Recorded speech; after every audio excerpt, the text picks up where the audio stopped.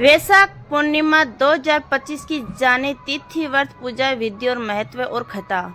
तो आज बताते हैं आपको। वैशाख माह को हमारे धर्म में बहुत ही पवित्र महीना माना जाता है।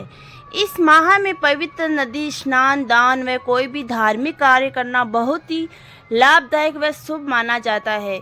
हिंदू पंचांग के अनुसार वैशाख माह की पूर्ण चंद्रमा तिथि के वैशाख पूर्णिमा कहते हैं।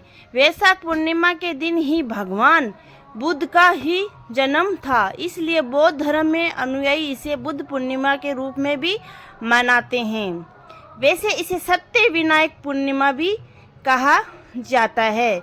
वैशाख पूर्णिमा व्रत, पूजा विधि।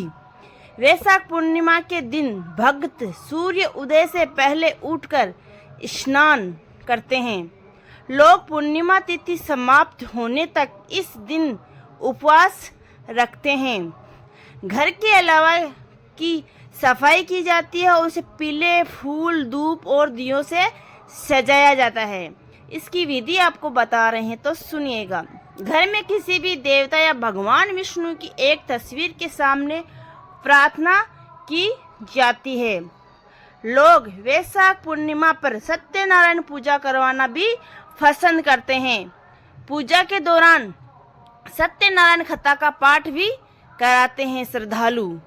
दूध, घी, शहद, गुड़, नारियल और सूजी से बना एक विशेष प्रसाद भगवान विष्णु या सत्यनारायण के सामने रखा जाता है।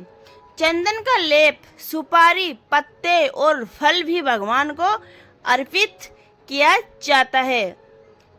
चंद्र उदय के बाद भगत चंद्रमा की पूजा करते हैं और अर्घ देते हैं। वैशाख पूर्णिमा का महत्व है। अब हम आपको वैशाख पूर्णिमा का महत्व बता रहे हैं।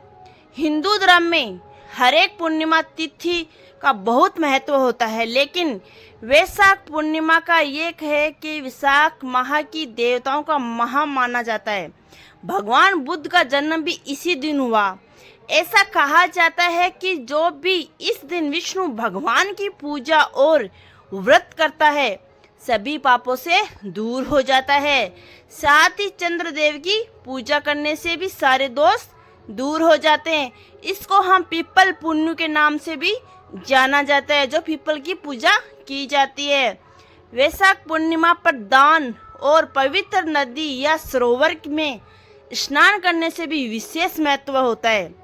इस दिन भगवान ब्रह्मा ने काली व सफेद तिलों का निर्माण किया था, इसलिए इस दिन तिल का उपयोग जरूर करना चाहिए तथा गौ माता का भी दान करना चाहिए। वैशाख पूर्णिमा को सत्य विनायक पूर्णिमा के नाम से भी जाना जाता है। कहते हैं कि जब श्री कृष्ण ने उनके बचपन के सहपाठी मित्र ब्राह्मण सुदामा द्वारिका मिलने पहुंचे तो श्री कृष्ण जी ने उनको सत्य विनायक व्रत यानी वैशाख पूर्णिमा व्रत का विधान बताया। उसी को करने से उनकी सारी दरिद्रता दूर हो गई थी और वो धनवान हो गए थे। वैशाख पूर्णिमा की कथा। अब हम आपको वैशाख पूर्णिमा की कथा बता रहे हैं। द्वापर युग में के समय की बात है। एक बार माँ यशोदा भगवान श्री कृष्ण से कहती है कि हे कृष्ण, तुम सारे संसार के पालनहार हो, मुझे तुम कोई ऐसा विधान बताओ जिससे किसी भी स्त्री विधवा होने का कोई भी डर नहीं रहे और वह व्रत सारे मनुष्य की इच्छा को पूरा करने का फल देता हो। माता की बात सुनकर श्री कृष्ण जी कहते हैं कि माँ, आपने मुझे बहुत अच्छा प्रश्न किया। मैं आपको ऐसे व्रत के बारे में विस्तार से बताता हूँ, आप ध्यान से सुनिएगा। आपने सौभाग्य प्राप्ति के लिए सभी महिलाओं को 32 पूर्णमासी का व्रत करने चाहिए, जिससे सौभाग्य की प्राप्ति और संतान की रक्षा होती है, वो सुहागन रहती है। एक बहुत ही प्रसिद्ध राजा चंद्रास्य के शासन में रत्नों की परिपूर्ण कार्तिका नामक नगर था, जिसमें धनवेश्वर नामक का ब्राह्मण निवास करता था। उसकी पत्नी नाम सुशीला था। वह बहुत ही सुंदर थी। उनके घर में धन संपत्ति की कोई कमी नहीं थी, लेकिन ब्राह्मण और उसकी पत्नी की कोई संतान नहीं थी। एक दिन उस नगर में एक साधु आता है। बहदू सभी के घरों से भिक्षा लेकर जाता है, लेकिन ब्राह्मण के घर से भिक्षा नहीं लेता। हर रोज वह साधु ऐसा ही करता है। अगर मैं सभी के घर से भिक्षा लेकर गंगा नदी के किनारे जाकर भोजन ग्रहण करता है। यह सब देखकर ब्राह्मण बहुत दुखी हो जाता है और साधु से जाकर पूछता है कि आप नगर में सभी के घर से भिक्षा लेते हैं, लेकिन मेरे घर से नहीं, इसका कारण क्या है? तभी साधु कहता है कि तुम निसंतान हो, ऐसे घर में भिक्षा लेना पतितों के अन्न के समान हो जाती है। इसीलिए मैं पाप का भागीदार नहीं बनना चाहता हूँ।